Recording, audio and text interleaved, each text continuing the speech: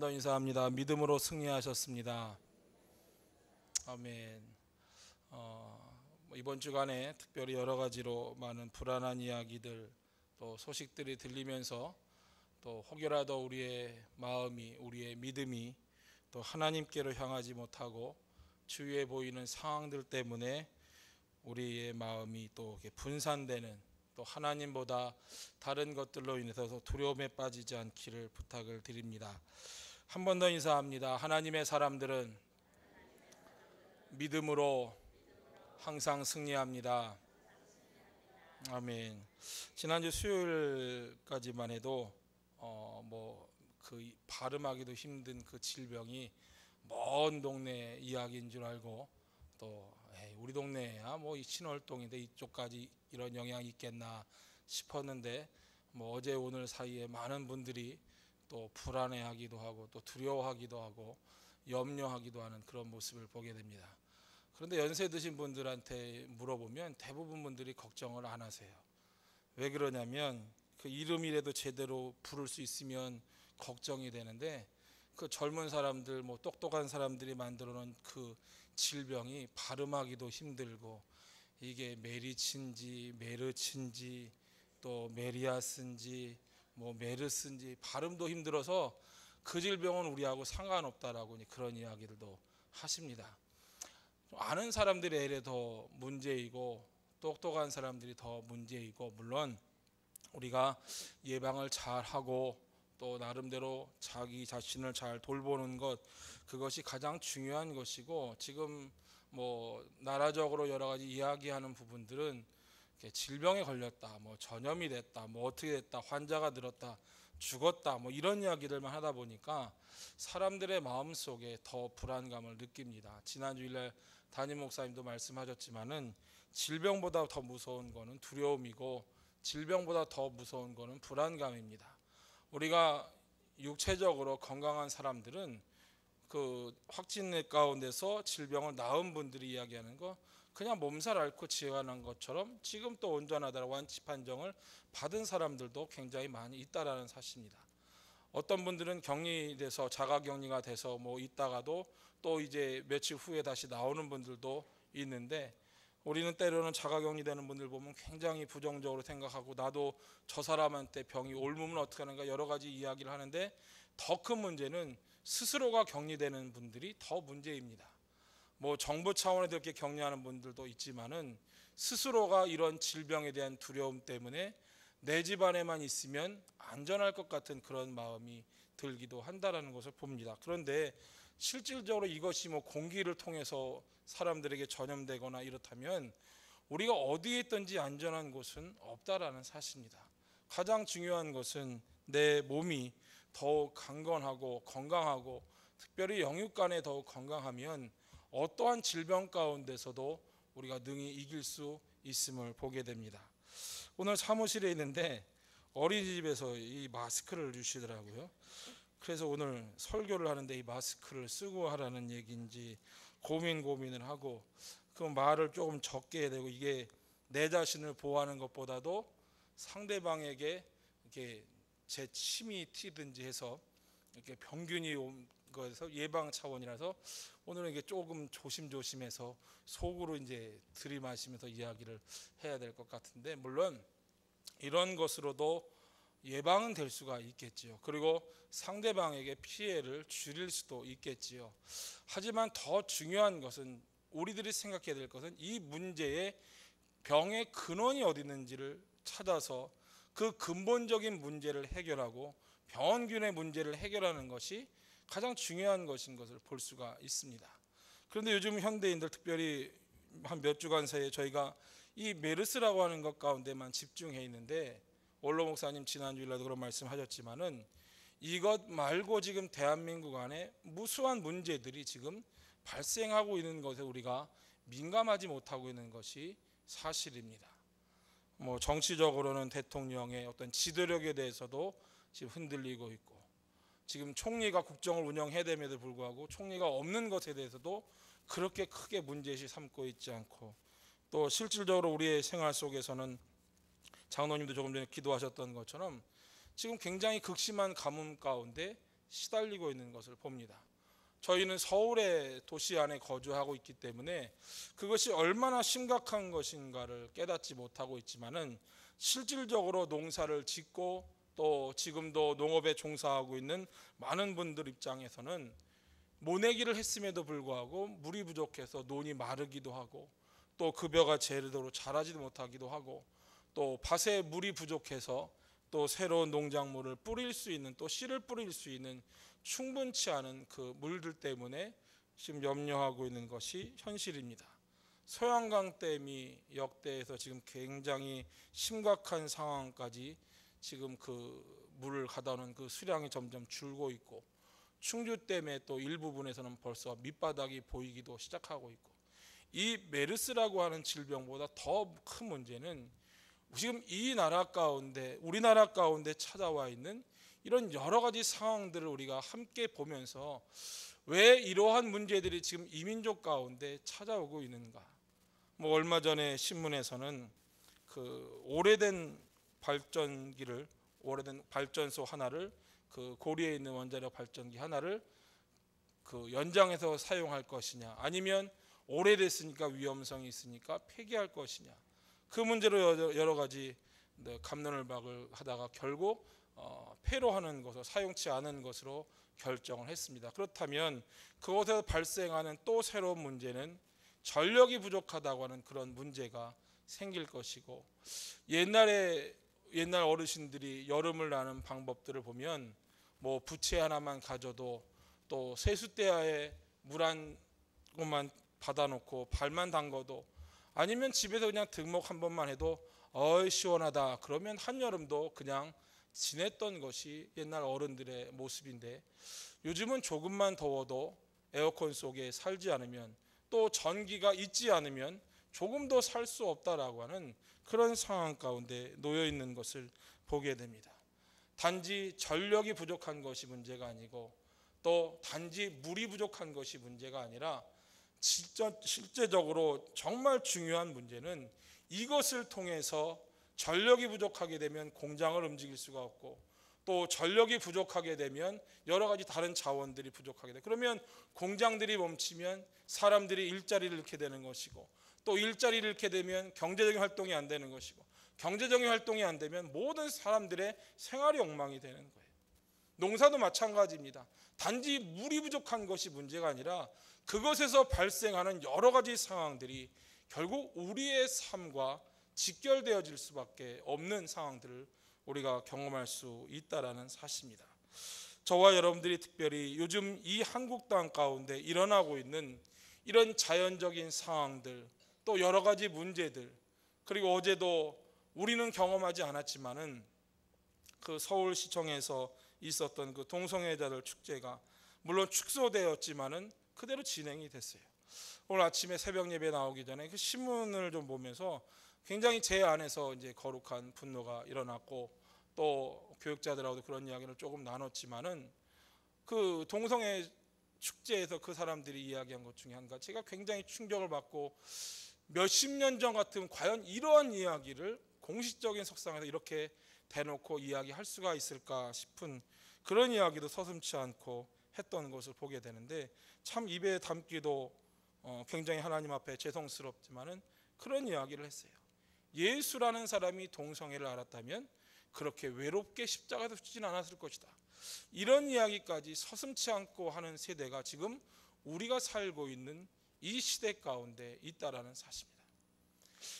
우리가 피부적으로 느끼는 여러 가지 상황들, 많은 문제들이 지금 우리 주위 가운데 있습니다.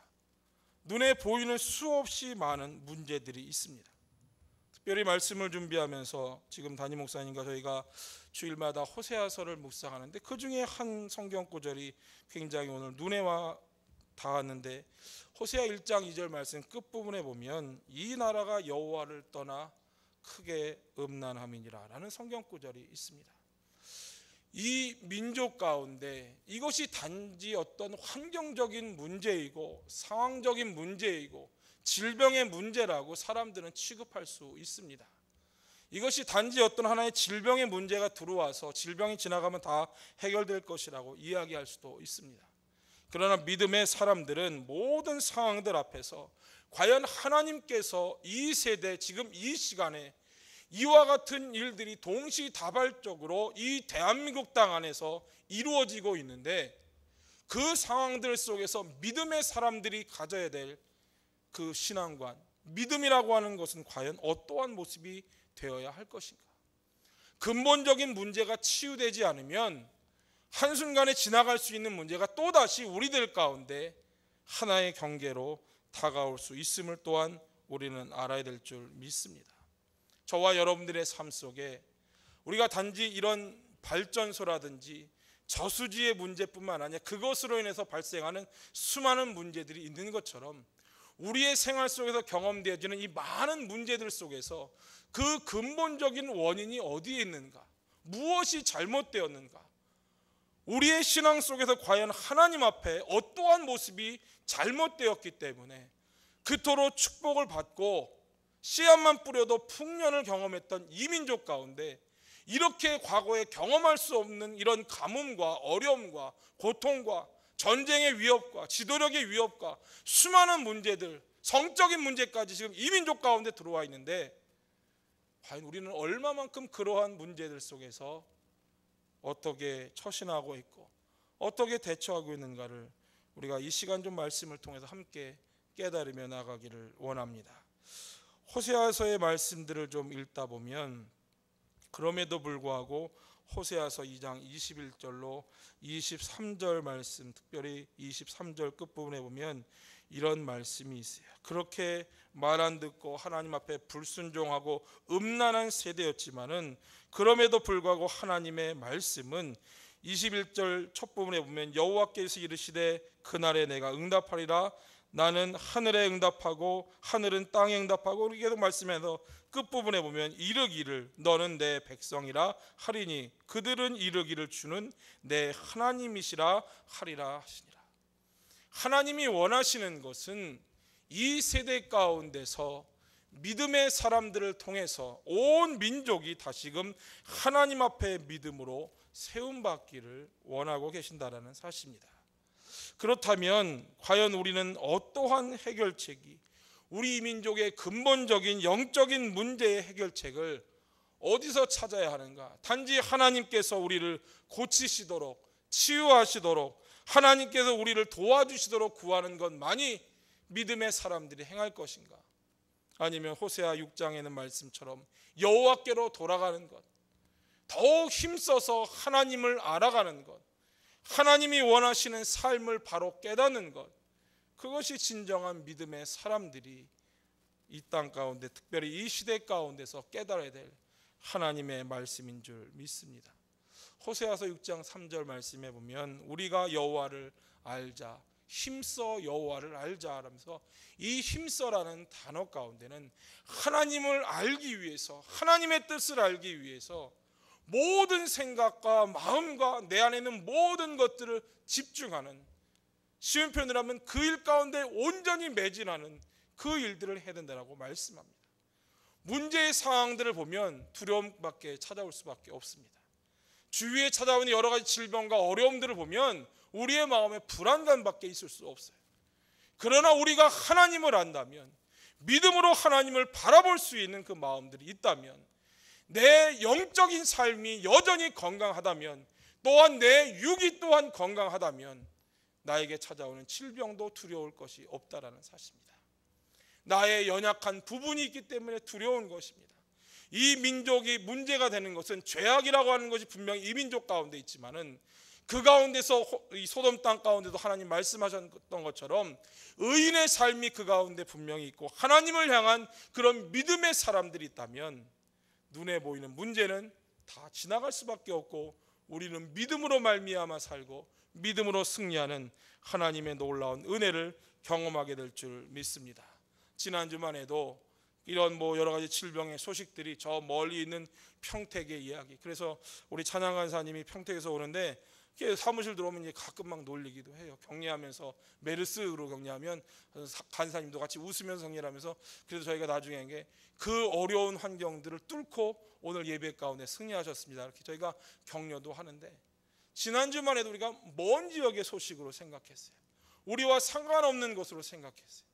근데 조금 지나니까 뭐 이대 목동병원 이름이 나오고, 그러다 보니까 또 메딜병원 이야기가 나고, 이게 어느 순간에 보니까 벌써 다른 사람의 문제가 아니라, 먼 나라 사람들의 문제가 아니라 대한민국의 민족이고, 그리고 우리 신월동의 문제이고 우리 가족의 문제로 다가왔다는 것이, 처음만 해도 이게 얼마나 심각한지 받아들이지 못했어요. 신혼일 또 나는 삼동에 사니까 괜찮을 거다. 그 사람이 삼동에 가게 왔다 하는지 아무도 모르는 거예요. 우리 주위에 왔다 간지도 모르는 거예요. 이런 문제들을 보면서 두려워하고 피하고 스스로 격리하는 그런 삶이 아니라, 믿음의 사람들은 이러한 문제 가운데서 하나님의 뜻이 무엇인지, 하나님께서 이러한 문제와 상황과 어려움 가운데서 우리 믿음의 사람들에게 원하시는 삶이 무엇인지, 과연 지금 이 순간에 우리가 해야 될 것이 무엇인지를 우리가 깨닫고 기도하는 저와 여러분 모두가 되어야 될 줄 믿습니다. 눈으로 보이는 것은 문제투성이에요. 눈으로 보는 것은 여러 가지 걱정과 염려뿐이에요. 내가 걸리면 어떡하지? 우리 자식 중에 내가 걸리면 어떡하지? 그럼 우리는 격리되는 건가? 격리되는 것보다 더 큰 문제가 스스로 격리하는 삶이에요. 두려움 때문에 나서지 못하는 게 더 문제예요. 믿음으로 살아가는 사람은, 영적으로 건강하는 사람은 이럴 때일수록 하나님의 뜻을 구하고 하나님이 원하시는 삶이 무엇인지를 깨닫고 믿음으로 나아갈 때에 우리 지역 가운데 있는 이런 질병들이 신월동에서부터 고침받기 시작했다, 치유받기 시작했다, 모든 질병들이 떠나갔다는 걸 보여주면 다른 지역 사람들도 도전받고 그 일들 가운데 나서게 될 줄 믿습니다. 병원에 안 가는 것, 집에 가만히 있는 것, 그것만으로 문제가 해결되는 것은 아무것도 없습니다. 이러한 문제의 근본을 찾고 믿음의 사람들은 이럴 때일수록 더욱 하나님 앞에 기도하며 우리가 하나님 앞에 돌아가 하나님의 뜻을 구하는 삶이 진정으로 우리가 깨달아야 될 삶인 줄 믿습니다. 여러분과 계속해서 말씀 나눈 것 중에 한 가지가, 과연 온전한 믿음이라고 하는 것은 무엇인가? 하나님이 기뻐하시는 믿음이라고 하는 것은 무엇인가? 모두가 다 믿음이 있다라고 이야기해요. 신앙생활을 하는 모든 사람들은 나도 그래도 내 나름대로 믿음 가운데 살아가고 있다라고 이야기합니다. 그래도 목회자인데, 그래도 장로인데, 그래도 권사인데 사람들이 내 믿음을 인정해주고 나도 믿음이 있다라고 생각을 합니다. 그런데 과연 이것이 하나님 앞에 인정함을 받고 있는 믿음인지, 그리고 위기의 순간에, 고난의 순간에 과연 나는 어떠한 믿음의 삶으로 하나님께서 보이시는 이 일들 앞에서 반응하고 있는지, 우리가 계속해서 믿음에서 나누면서 첫 시간에 우리가 행함으로 온전케 되자, 그리고 또 순종함으로 온전케 되자. 특별히 오늘 말씀 속에서는 성공적인 예배의 삶으로 우리의 믿음을 온전케 하자라는 그런 말씀으로 나누기를 원합니다. 그 예배라고 하는 것이 별것 아닌 것 같지만은 우리는 예배를 통해서 사람의 인생이 바뀌고, 또 한 사람의 인생뿐만 아니라 민족과 국가와 국민의 인생이 결정되어진다는 사실입니다. 우리가 잘 아는 것처럼 오늘 창세기 22장의 말씀은 아브라함이 하나님께 칭찬받는 모습이다. 그의 예배가 인정함을 받았고, 그의 믿음이 인정함을 받았고, 그가 하나님 앞에 순종했던 모습이 하나님을 기쁘시게 했고 하나님 앞에 인정함을 받았다라는 것을 말씀합니다. 우리가 함께 읽었던 본문 말씀 12절 말씀에 보면, 이제야 내가 하나님을 경외하는 줄을 알리라. 그의 믿음이, 그의 예배가 하나님 앞에 인정함을 받는 순간입니다. 그리고 하나님께서 그에게 더 큰 축복으로, 더 큰 약속으로 그와 함께하고 계심을 말씀하고 있다라는 사실입니다. 우리가 오늘 읽지는 않았지만 18절 말씀에 보면, 또 내 씨로 말미암아 천하 만민이 복을 받으리니 이는 내가 나의 말을 준행하였음이니라 하셨다라. 하나님의 말씀에 순종하고 하나님 앞에 인정받은 이 아브라함의 믿음이 인정받고 그의 예배가 인정받았는데, 이 아브라함이 처음부터 이렇게 그의 예배가, 또 그의 믿음이 하나님 앞에 인정받는 것은 아니었다라는 사실입니다. 우리가 잘 아는 것처럼 창세기 15장의 말씀 보면 하나님께서 이 아브라함과 약속을 하시고 언약을 하시고 그에게 예배에 대해서 말씀하시는 부분이 있어요. 그런데 그가 그의 예배 속에서 소홀히 했던 부분이 있던 것을 보게 됩니다. 우리 창세기 15장 말씀, 특별히 10절 11절 말씀, 2절 말씀만 함께 봉독하겠습니다. 창세기 15장 10절 말씀, 11절 말씀 보면 우리 함께 봉독합니다. 아브라함이 그 모든 것을 가져다가 그 중간을 쪼개고 그 쪼갠 것을 마주대하여 놓고 그 새는 쪼개지 아니하였으며 솔개가 그 사체 위에 내릴 때에는 아브라함이 쫓았더라. 어떻게 보면 다 순종한 것 같습니다. 그런데 하나님 말씀 따라 행하지 않은 부분이 있었기에 결국 그의 예배로 인해서 그는 더 큰 어려움을 경험하게 되고 13절 말씀에 보니까 하나님께서 아브라함에게 말씀하시는 것이 내 자손이 이방에 객이 돼서 400년 동안 다른 나라들로부터 괴롭힘을 받게 될 것이라고 말씀하고 있는 것을 보게 됩니다. 성도들의 삶에 있어서, 저와 여러분들의 삶에 있어서 우리가 하나님의 뜻을 알아가는 가장 중요한 방법은 예배입니다. 또 우리의 믿음을 하나님 앞에 온전히 보여드리는 방법이 바로 예배입니다. 하루에도 우리는 수없이 많은 시간을 예배를 드립니다. 또 하나님 앞에 다가가기 위해서 우리는 예배 시간을 갖고 있습니다. 그런데 요한복음 4장의 말씀을 보다 보면 사마리아 여인과 예수님의 대화가 나옵니다. 그 여인도 나름대로 예배의 삶을 살았어요. 그 조상들도 그리심산이라는 곳에서 예배를 드렸어요. 또 유대인들은 예루살렘 성전에서 예배를 드렸어요. 나름대로 자기의 모습들 가운데 최선의 예배를 드렸다라고 자부하고 살아가는지도 모릅니다. 그런데 예수님과의 대화 속에서 예수님 앞에 이 사마리아 여인이 물어봅니다. 우리 조상들은 대대로 이 산에서 예배를 드렸고 당신들은 예루살렘에서 예배를 드린다라고 하는데 과연 어느 것이 이것이 잘못된 것이냐라고 물어봅니다. 그때 예수님께서 말씀하시는 것은 어떤 장소적인 것이 중요한 것이 아니라 과연 어떠한 모습으로 하나님 앞에 예배하고 있느냐를 보기를 원하셨다라는 사실입니다. 그래서 요한복음 4장 23절로 24절 말씀에 보면 하나님께 참으로 예배하는 자들은 신령과 진정으로 예배할 때가 오나니 곧 이때라. 아버지께서는 이렇게 자기에게 예배하는 자들을 찾으시느니라. 하나님은 영이시는지 예배하는 자가 신령과 진정으로 예배할지니라. 어떻게 보면 우리가 하루에도 수없이 되새기는 말씀이고 또 마음속 깊이 예배에 대해서 깨닫는 말씀이지만 과연 오늘 이 세대 가운데 우리의 드리는 예배가 과연 하나님께서 기뻐하시는 이런 예배의 모습을 드리고 있는지. 때로는 우리의 생각 속에 그런 이야기를 합니다. 장소가 중요한 것이 아니야. 어디서든지 하나님 앞에 예배 드리면 돼. 잘못된 것은 아니겠죠. 또 방법이 중요한 것이 아니야. 순서가 중요한 것이 아니야. 젊은 세대들은 그런 이야기를 합니다. 옛날 분들 드리는 예배는 너무 형식적이고 너무 전통적이어서 우리하고 맞지가 않아. 우리는 우리들 나름대로 찬양도 많이 하고 기도도 많이 하고 우리의 예배를 만들어갈 거야. 1세대 분들은, 젊은 애들은 너무 자유로워. 어떻게 하나님 앞에 저렇게 예배를 드릴 수 있을까? 어떤 형식과 장소에 대해서 많은 이야기들을 하고 갑니다. 그런데 하나님께서 원하시는 것은, 그러한 것보다 더 중요한 것은 다른 어떤 사람이 아닌 지금 예배를 드리고 있는 내 자신이 하나님 앞에 과연 하나님이 말씀하시는 그대로 신령과 진정으로, 즉 성령 안에서, 진리 안에서 하나님을 예배하고 있는지를 보기를 원하고 계시고, 그렇게 수많은 사람들이 예배드리고 있다라고 이야기하고 수많은 사람들이 믿음이 있다라고 이야기하는 그들 가운데서 하나님은 지금도 예배하는 자들을 찾고 계신다라는 사실. 오늘 이 시간 저와 여러분들도 하나님 앞에 예배를 드리고 있습니다. 예배 가운데 감동이 있기를 원합니다.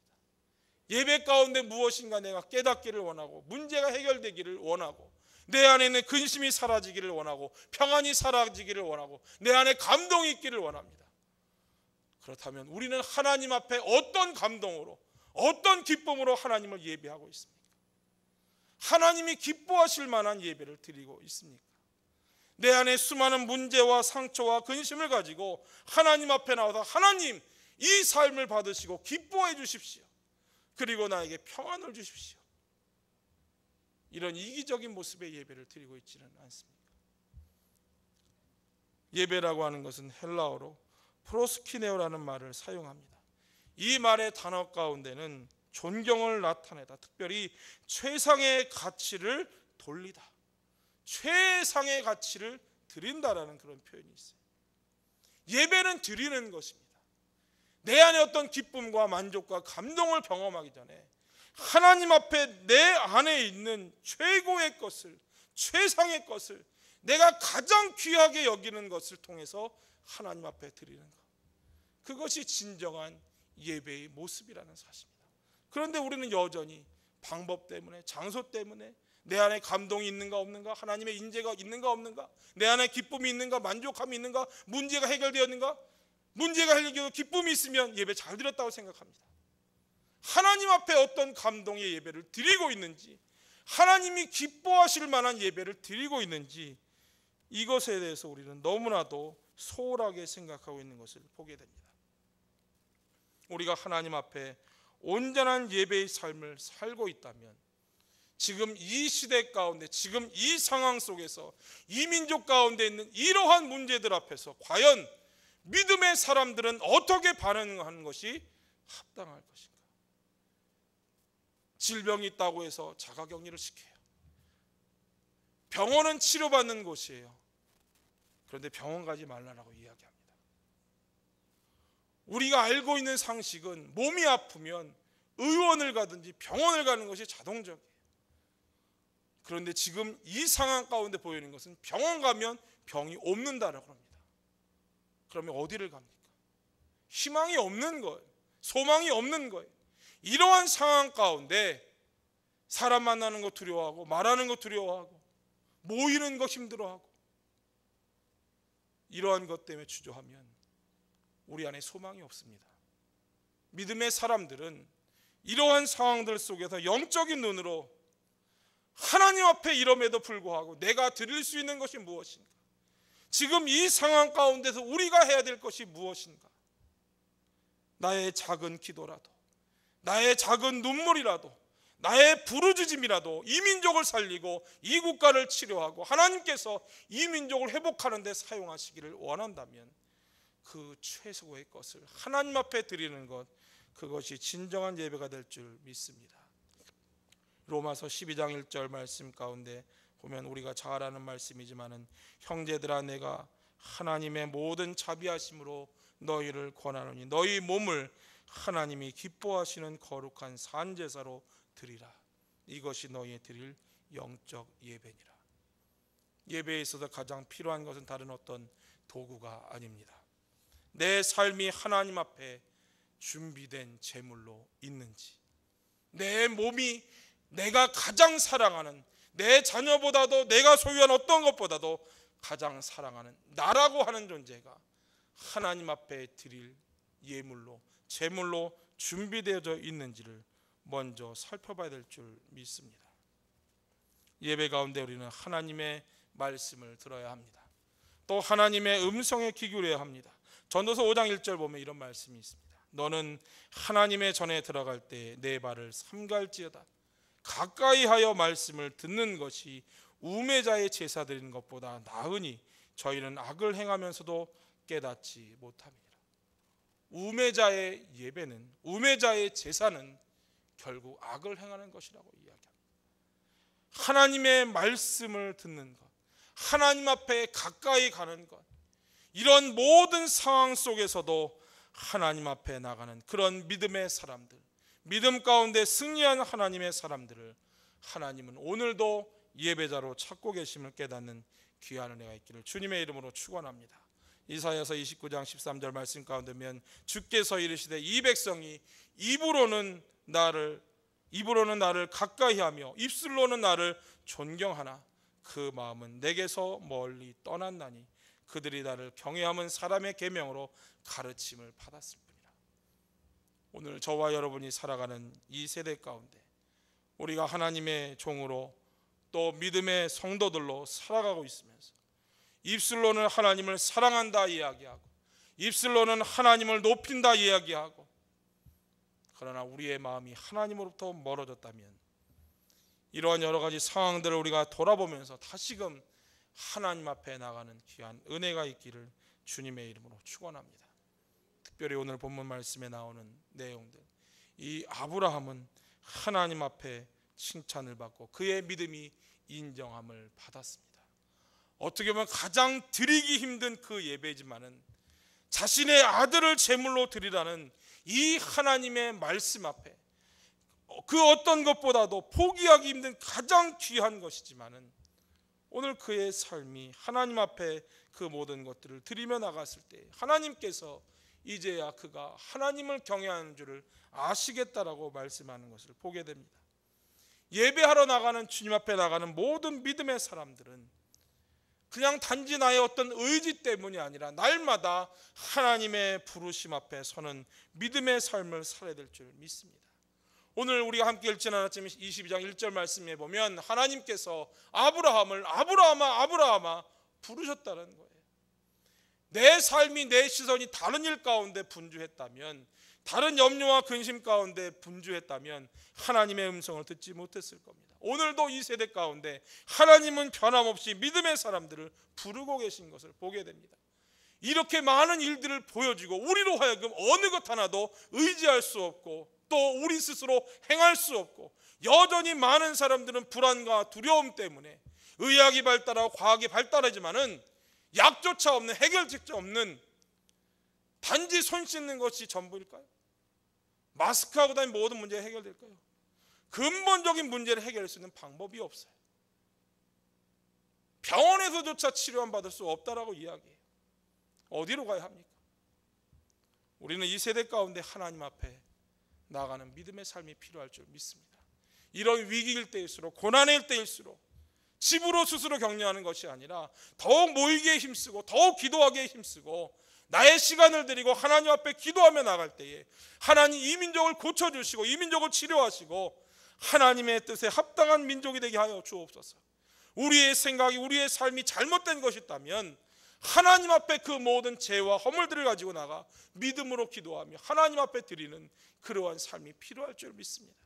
하나님은 지금도 상한 심령들, 하나님의 말씀에 갈급한 심령들, 하나님 앞에 통회하는 마음을 가지고 나오는 그런 영혼들을 찾으신다라고 말씀하고 계십니다. 시편 51편 17절 말씀에 보면 하나님이 구하시는 제사는 상한 심령이라. 하나님이여 상하고 통회하는 마음을 주께서 멸시치 아니하시리라. 이러한 민족의 문제를, 국가의 민족을 나의 문제로 받아들이고 우리가 하나님 앞에 나갈 때 하나님께서 우리의 예배를, 이 마음을 기쁘게 받으실 줄 믿습니다. 두 번째로 오늘 성경 가운데 이 아브라함의 모습을 통해서 우리가 발견할 수 있는 것은 가장 귀한 것을 드리는 믿음의 삶을 살아야 할 줄 믿습니다. 누구나 할 수 있는 것, 그것을 드리는 것은 온전함이 아닐 것입니다. 하나님이 우리의 삶에서 그 어떤 것보다도 귀중한 것, 그래서 오늘 2절 말씀 가운데면 이 이삭을 드리는 것이 얼마나 힘들었는지를 강조하고 있는 것을 보는데, 이삭은 다른 사람이 아닌 내 아들이에요. 아브라함이 그토록 원했던 아들이에요. 바로 내 아들, 그리고 내 사랑하는, 내가 정말로 사랑하는 그 독자 하나밖에 없는, 둘도 아닌 그 하나를 지금 드리라는 것이에요. 세 번이나 이렇게 강조하면서 이야기하는 그만큼 그것이 포기할 수 없는, 아브라함에게 있어서는 가장 귀한 최상의 가치인 것을 드리라는 것이, 이 일 가운데 오늘 아브라함이 생각하지 않았어요. 하나님 앞에 오늘 말씀해 보면 순종하며 나갔던 아브라함의 모습을 보게 됩니다. 사랑하는 성도 여러분, 오늘 이 세대 가운데 우리가 하나님 앞에 드려야 할 것이 무엇인지, 그리고 하나님께서는 날마다 우리로 하여금 하나님의 산에 나아갈 때에 하나님께서 우리를 위해 예비하심을 믿고 나오기를 믿음으로 고백하는 귀한 은혜가 있기를 원합니다. 오늘 이 아브라함이 나아갔던 그 모리아 산을, 오늘 성경은 그 아브라함의 예배 후에 14절 말씀에 보니까 여호와의 이레라 하였으므로 오늘날까지 사람들이 이기를 여호와의 산에서 준비되리라. 여호와의 산에서 예비되리라. 여호와의 산에서 모든 문제가 해결되고 회복되어지는 귀한 은혜가 있기를 주님의 이름으로 축원합니다. 우리는 모든 문제들, 우리의 주위 가운데 이런 상황들 다른 거 염려할 거 없습니다. 집에 꼭꼭 숨어 있는다고 해서 문제가 해결될 것이 아니에요. 열심히 손 잘 씻고 다니면 물론 예방은 되겠지만은 더 중요한 것은 모든 문제의 해결은 여호와의 산에서 해결되는 것입니다. 사람의 힘과 능력이 아닙니다. 이처럼 이 대한민국 가운데 한순간에 모든 문제가 지금 들어와서 쉽게 얘기하면 다 정신없다라 그래요. 어느 것 하나 붙잡을 것 없고 의사도 못 믿잖아요. 의사는 늘 건강하고 튼튼하고 병 잘 고칠 것 같잖아요. 근데 의사도 병에 걸린다는 거예요. 간호사도 병에 걸리고 병원도 안전하지 않아요. 그러면 질병 있는 사람들이 어디를 갑니까? 요즘 약국에 가서 약도 마음대로 못 사잖아요. 의사 처방이 없으면 약도 못 삽니다. 그러면 문제가 해결될 것이 아무것도 없어요. 지금 이 대한민국 가운데 찾아와 있는 이 문제, 단지 이것이 하나의 정치적인 문제일까요? 기후의 문제일까요? 아니면 상황적인 문제이고 사회적인 문제일까요? 과거에는 목소리에서 낼 수 없었던 이런 동성애의 문제들, 진보적인 교회 목회자들은 이것들을 지지하고 잘한다라고 이야기하는 사람도 있어요. 그러나 그것이 그 영혼이 잘못된 것이 아니라 성경적으로 이러한 일들이 잘못됐기 때문에 그것을 이야기하고 있는 것이고, 그런데 지금 이 대한민국 가운데 수많은 문제들이 지금 일어나고 있지 않습니까? 뭐 대통령의 지지도가 점점 더 떨어진다. 대통령을 인정하지 않는 사람이 더 많아요. 총리가 공석인데 그것에 두려워하지 않아요. 어떻게든 이 사람을 끌어, 자기들 말로는 똑똑한 사람, 정직한 사람을 찾는다라고 이야기하고 있지만은 그것보다는 국가를 더 먼저 생각해야 되는 겁니다. 환경적인 문제들, 질병의 문제들, 이렇게까지 이러한 것들을 보여주는데도 믿음의 사람들이 깨닫지 못한다면 오늘 이 민족은 심각한 영적인 질병 가운데 빠져 있는 줄 믿습니다. 비가 안 오면 안 믿는 사람들도 하늘에 대고 기우제를 지냅니다. 이 나라의 이 민족의 이런 영적인 상황 가운데 믿음이 없는 사람들은 그냥 집에 머무는 것이, 여기서도 예배할 수 있다, 여기서도 하나님 앞에 높일 수 있다, 장소의 문제가 아닙니다. 어떠한 마음을 가지고 하나님을 예배하고 있느냐의 문제입니다. 오늘 이 세대의 문제는 예배의 문제입니다. 오늘 이 시대 믿음의 사람들의 문제는 예배의 문제입니다. 우리 한 사람 한 사람이 하나님 앞에 성공적인 예배자로 나아갈 때에 하나님께서 여호와의 산에서 준비하시고 여호와의 산에서 우리를 회복시키시고 이 하나님의 산에서 우리를 새롭게 하실 줄 믿습니다. 그러므로 이 세대 가운데 저와 여러분들은 호세아의 그 말씀처럼 여호와께로 돌아가서 더욱 힘써서 더욱 하나님을 알아가기 위해 우리의 온 삶을 다해 매진할 때에 하나님께서 저와 여러분들의 믿음을 인정하시고 우리의 예배를 인정하시고 오늘 아브라함에게 말씀하셨던 것처럼 내가 이제야 내가 하나님을 경외하는 줄을, 하나님을 믿고 따르는 줄을 알겠다라고 말씀하신 줄 믿습니다. 예배는 단지 나의 기쁨을 위해, 문제 해결을 위해, 평안을 위해 나와 드리는 것이 예배가 아닙니다. 과연 나는 하나님 앞에 어떠한 삶으로, 어떠한 예배의 모습으로 하나님 앞에 예배하고 있는지 날마다 우리 자신을 돌아보며 하나님 앞에 나가는 귀한 은혜가 있기를 주님의 이름으로 축원합니다. 그러므로 이 민족의 이러한 어려운 상황들 앞에서 하나님은 오늘 우리에게 너의 믿음을 보여라, 너의 믿음을 증명하라라고 말씀하고 계시는 줄 믿습니다. 특별히 다가오는 우리 초여름밤의 성령 축제의 시간, 어떻게 보면 다른 때보다도 더 모이기가 힘들 수 있습니다. 여러 가지 이유를 만들 수 있습니다. 메르스 때문에 집에 있는 게 더 안전할 것 같아서. 사랑하는 성도 여러분, 우리의 영원한 피전처는 주님 품인 줄 믿습니다. 우리가 주님 앞에 나와 함께 믿음으로 기도하고 특별히 이 시대 속에서 나라와 민족을 위해서 믿음 있는 자들이 함께 모여 기도하고 이 민족이 회복될 수 있도록, 이 나라 이 사회가 하나님 모시기에 합당한 나라가 될 수 있도록 더 많은 교회가 세워지고 더 많은 예배가 세워지고 하나님을 기쁘시게 하는 일들이 이 민족 가운데 일어날 때에 하나님이 이 민족을 축복하실 줄 믿습니다. 씨만 뿌려도 항상 풍년할 수 있는 그런 나라였습니다. 우리는 가뭄을 걱정했던 나라가 아니었어요. 물 부족을 걱정했던 나라가 아니었어요. 그런데 지금 심각한 상황 가운데 있습니다. 모르는 사람들은 그러겠지요. 마트 가면 또 편의점 가면 물 사서 먹으면 되지. 우리는 근본적인 문제들을 바로 깨닫고 저와 여러분들이 하나님 앞에 드리는 이 예배의 삶을 통하여 우리의 믿음의 온전함을 통해서 하나님을 기쁘시게 하고 이 민족, 이 나라를 새롭게 하는 귀한 은혜가 있기를 주님의 이름으로 축원합니다. 그러기 위해서도 우리 초여름밤의 성령 축제에 사모하는 마음들로 함께 나와서 하나님의 뜻을 구하고 나라와 민족을 위해서 다시금 우리 믿음 있는 사람들이 먼저 함께 기도할 때에 하나님께서 이 민족을 통해서 하나님의 놀라운 역사들을 이루어 가실 줄 믿습니다. 이 아브라함이 그 믿음이 그 예배가 하나님 앞에 인정받았을 때에 우리 함께 나눴던 말씀처럼 그의 씨로 말미암아 그의 자손들로 말미암아 천하 만민이 복을 받으리니 이는 내가 나의 말을 준행하였습니다. 하나님의 말씀에 순종할 때에 천하 만민이 우리를 통해서 복을 받는 귀한 은혜가 있게 될 줄 믿습니다.